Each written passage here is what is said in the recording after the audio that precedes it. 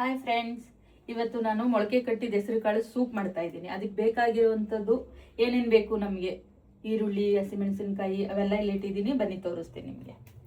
ನೋಡಿ, ಇದು ತೊಳೆದು ಕ್ಲೀನಾಗಿ ಚೆನ್ನಾಗಿ ಇಟ್ಕೊಂಡಿದ್ದೀನಿ. ಇದು ಹೆಸರು ಕಾಳು ಮೊಳಕೆ ಕಟ್ಟಿರುವಂಥದ್ದು. ಮೊನ್ನೆ ನಾನು ನೆನೆಸಿ ಎಲ್ಲ ರೆಡಿ ಮಾಡಿ ಇಟ್ಕೊಂಡಿದ್ದೀನಿ ನಾನು.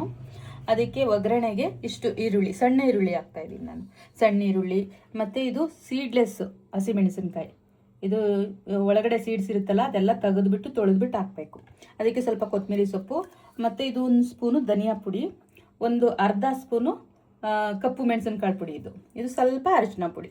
ಇದಿಷ್ಟು ಯಾವ ಥರ ಏನು ಮಾಡಬೇಕು ಅಂತ ಇವಾಗ ಹೇಳ್ತೀನಿ. ಒಂದು ನಿಮಿಷ.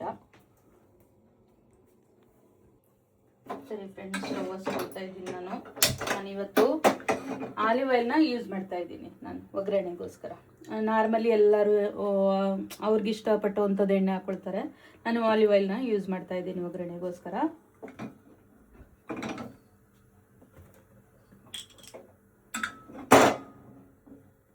ಸ್ವಲ್ಪ ಕುಕ್ಕರು ಬಿಸಿ ಆದಮೇಲೆ ಆಯಿಲ್ ಹಾಕೋಬೇಕು.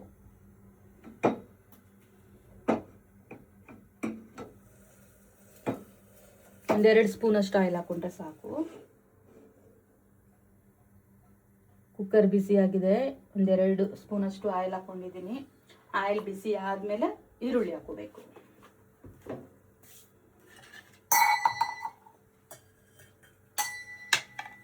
ನೋಡಿ, ಇಷ್ಟು ಈರುಳ್ಳಿ ಹಾಕೊಳ್ತಾ ಇದ್ದೀನಿ ನಾನು. ನೀವು ಇದಕ್ಕೆ ಇಷ್ಟು ಕಾಳು ಅಂತ ಹೇಳಿದ್ರೆ ಇದೊಂದರಲ್ಲಿ ನೀವು ಅರ್ಧ ಲೀಟರ್ಷ್ಟು ನೀರು ಹಾಕೋಬೋದು. ನಿಮ್ಗೆ ಎಷ್ಟು ಸೂಪ್ ಬೇಕಾಗುತ್ತೆ ಅಷ್ಟು ನೀರು ಹಾಕೋಬೋದು. ಸ್ವಲ್ಪ ಎಣ್ಣೆ ಬಿಸಿ ಆದಮೇಲೆ ಆನಿಯನ್ ಹಾಕೋಬೇಕು. ನೋಡಿ, ಬಿಸಿಯಾಗಿದೆ. ಸ್ವಲ್ಪ ರೆಡ್ಡಿಶ್ ಆಗೋವರೆಗೆ ಸ್ವಲ್ಪ ಫ್ರೈ ಮಾಡಬೇಕು. ನೋಡಿ ಫ್ರೆಂಡ್ಸ್, ಇಷ್ಟು ರೆಡ್ ಆದರೆ ಸಾಕು ಆನಿಯನು. ಈ ಥರ ಇಷ್ಟು ರೆಡ್ ಆದಮೇಲೆ ಇವಾಗ ನಾನು ಕಾಳು ಹಾಕೊಳ್ತಾ ಇದ್ದೀನಿ.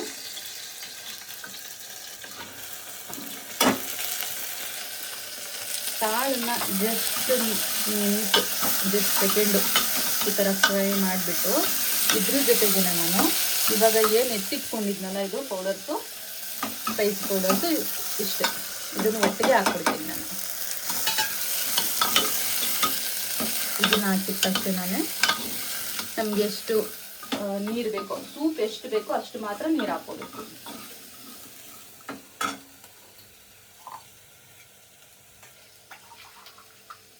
ನೋಡಿ, ನಾನು 1-2 ಗ್ಲಾಸ್ ಹಾಕೊಳ್ತೀನಿ.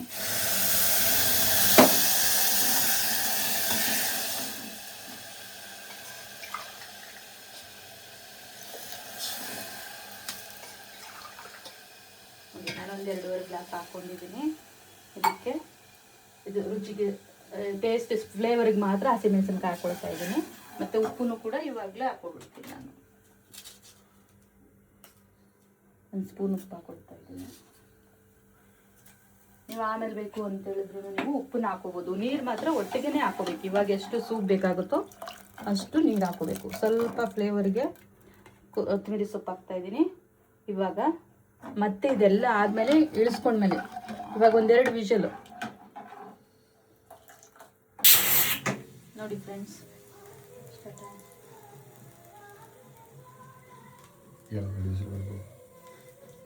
ಇವಾಗ 2 ವಿಷಲ್ ಬಂದಿದೆ.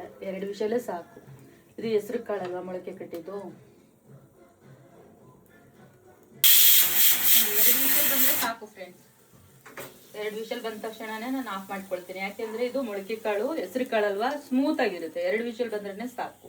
ಆಮೇಲೆ ಸ್ವಲ್ಪ ಮುಚ್ಚಳ ತೆಗೆದ್ಬಿಟ್ಟು ಹಾಗೇನೆ 1-2 ನಿಮಿಷ ಮುಚ್ಚಳ ತೆಗೆದು ಬೇಯಿಸ್ಕೋಬೇಕು. 1-2 ನಿಮಿಷನೋ 1 ನಿಮಿಷ ಬೇಯಿಸಿದ್ರೆ ಸಾಕು. ನೋಡಿ, 2 ವಿಷಲ್ ಆಗಿದೆ.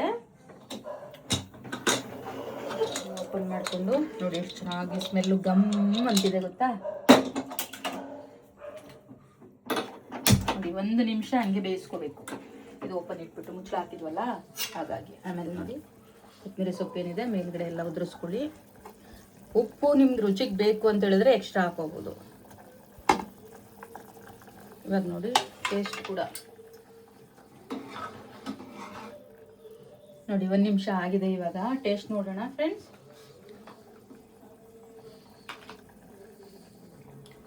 ನೋಡಿ, ಏನು ಸ್ಮೆಲ್ಲು ಗಮ್ ಅಂತ ಸ್ಮೆಲ್ ಬರ್ತಾ ಐತೆ.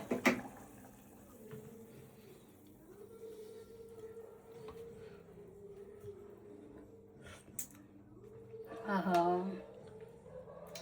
ಓ ಯಾಮಿ, ಸೂಪರ್ ಆಗಿದೆ friends. Thank you so much ನನ್ನ ಅಡುಗೆ ನೋಡಿದ್ದಕ್ಕೆ. ಹೀಗೆ ಕಮೆಂಟ್ ಮಾಡಿ, ಲೈಕ್ ಮಾಡಿ, ಸಬ್ಸ್ಕ್ರೈಬ್ ಮಾಡ್ಕೊಳ್ಳಿ.